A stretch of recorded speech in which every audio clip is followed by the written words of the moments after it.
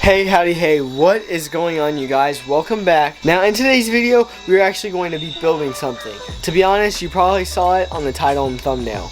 Let me turn this off real quick, that's kind of annoying. Okay, there we go.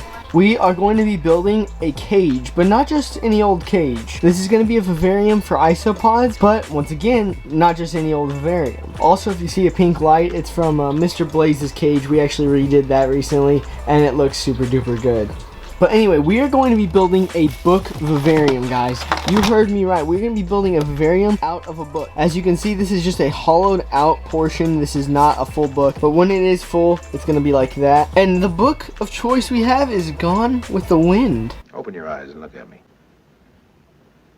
No, I don't think I will kiss you. I got this book piece here, that way I can build it for this project. This is also wooden. Hear that? Yeah. So that's wood. It's not an actual soft book cover. So this will also hold up and be a little bit more resilient than if I use just a regular book. But from a distance, you really can't tell that it's not an actual book. It looks like a legit book. So this is basically going to be the outer shell of this vivarium. Then I went to Lowe's and I got a chunk of acrylic like this, and I had them cut it to shape. I had them cut it to the shape of the inside of that book. That way when we're done, we can fill it in with the acrylic. It'll make more sense as I show you everything else. This sheet originally started off as an 18 by 24. It's not that anymore, and it's also 2/20ths of an inch thick, just so you have an idea. But you will want an acrylic sheet, so make sure you get some acrylic cut if you're building a project like this. All of the pieces of acrylic that we had cut are actually in this bag here, so I'll kind of show you everything we have here in a sec. I also got this plastic / acrylic cutter just in case we need it, and a tube of clear silicone. This will be very important for this build. Some other materials I have, this is all the leftover stuff that came out of that book, so this is all kind of junk at this moment, but I used these pieces to kind of measure everything out. And then over here are all the chunks of acrylic we had cut that we will be using in this video. So we've got 2 of these smaller ones here. Here's number 2. Then we've got 2 of these big ones here. These are basically going to be the pages to our book, if you will. And then we've got 3 of these longer ones right here. And how this is going to work is basically, in a nutshell, this is going to go like right about there. This one's going to go there, then extra smaller one's going to fill in the bottom and the top, this one's going to go right here, then this other one's going to go over here, and then we have one extra one. It'll make more sense as we build. But the first thing we need to do before we can add anything to this book is cut off or pull out all of these annoying little staples. So that's what we're going to work on right now, is getting rid of all of those tiny, pointy little staples.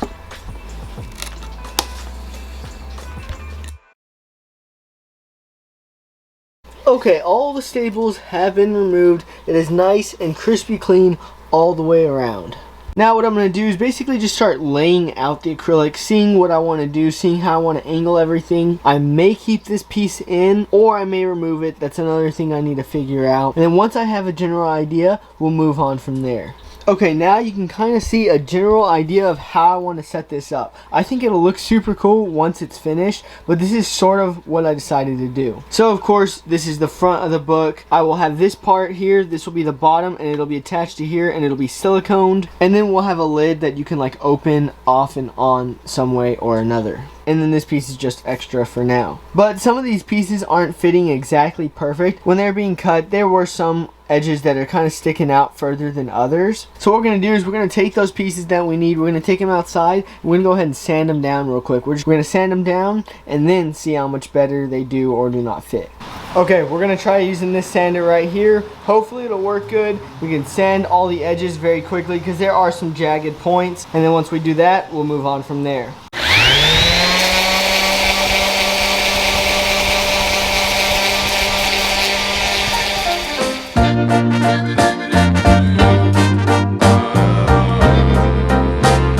Dang, this camera's dusty now.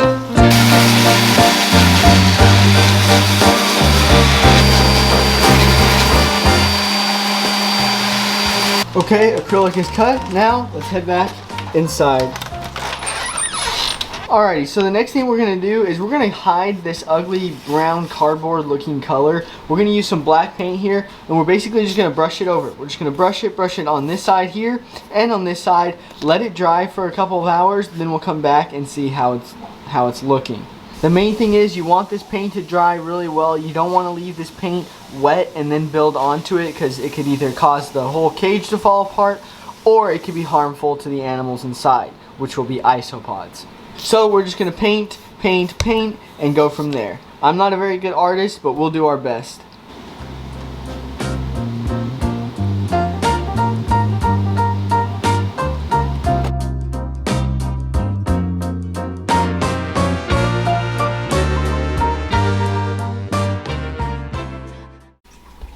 Well, y'all, it has been a little while later. My dear mother here actually,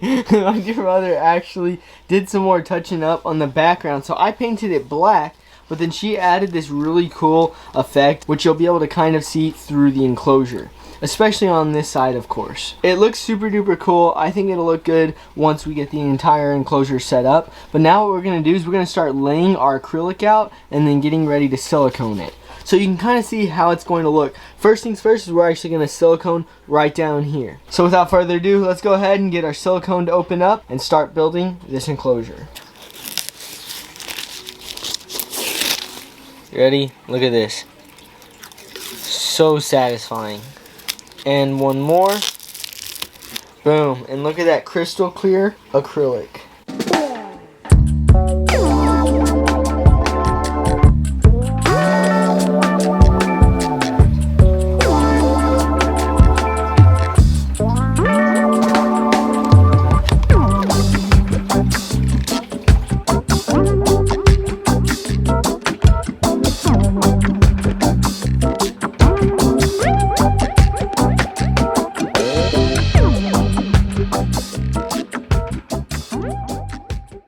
Okay, you guys, it's been a little while later, and the enclosure is almost done, actually. We've really just got to plant it and make sure everything is good to go. As you can see, we've got our flex glue. Both sides are on. I just got to peel off this tape and get it all bare bottom. So let's do that at the snap of my fingers. 1, 2, 3. And boom, there we go. The tape is all off. As you can see, there's a good bit of like fingerprints on this thing, so we're gonna go ahead and wipe it down and clean it off. So what I went ahead and did is I put, So what I went ahead and did is I took this Goo Gone here, thanks to the bright ideas of my mom, and I used it to get some of the excess glue and whatnot that was on the front. And now you can see straight through it. It is crystal clear. It looks a lot better. So I think we're almost ready to start setting it up. One more thing I want to do before we set it up is I want to water test it. I'm going to fill it up a little bit with water, make sure it's holding water decently, and once we know it's holding water and we rinsed it out good, then we will begin adding dirt and plants and everything else. Okie dokie, here we go. Let's get some water in here. This is the ultimate test, y'all. The glue has been drying for quite some time now, so let's see how well it works. Great, so we're going to have to go over those spots, keep them from leaking. So we're going to go ahead and take some flex glue and go back over those spots and then let it dry some more.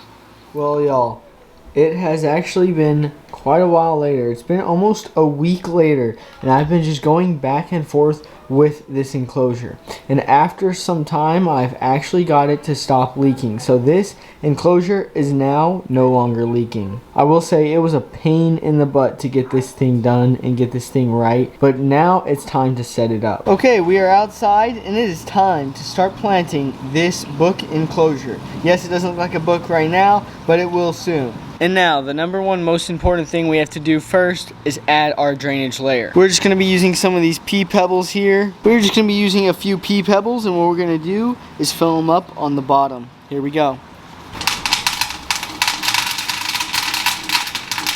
Very careful not to scratch your acrylic here.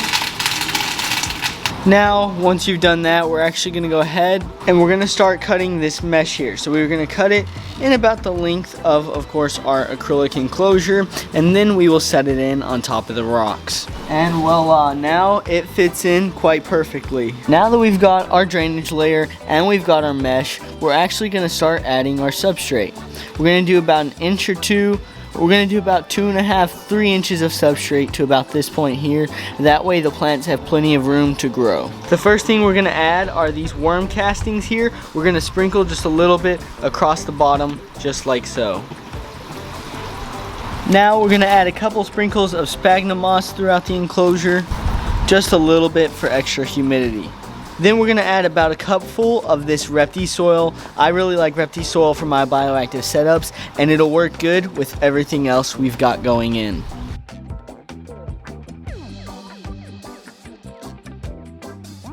And boom, now we've got most of our substrate in. We've obviously got our drainage layer, we've got our mesh, and then we've got our big batch of substrate. The next main thing is to start the hardscape, adding rocks, adding cork, plants, and all of that other stuff. We're just gonna take little pieces of cork like such here and just kind of lay them out how we think looks nice. Doesn't have to be anything too fancy or specific, just what fits your taste best.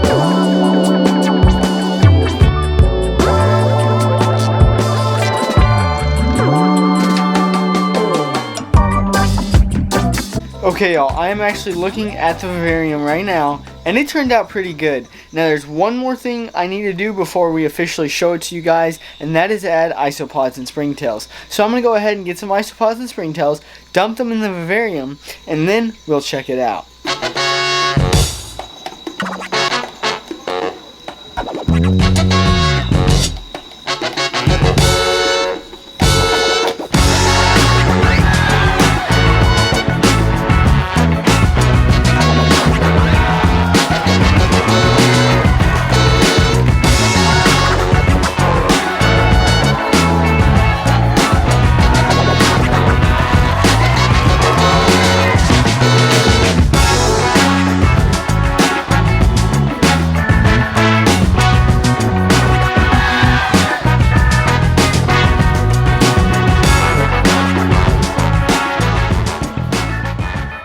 Well y'all, my camera is actually about to die. That's how much recording I've been doing with this thing. So once again, like I said, let me know what you guys thought of this vivarium down in the comments.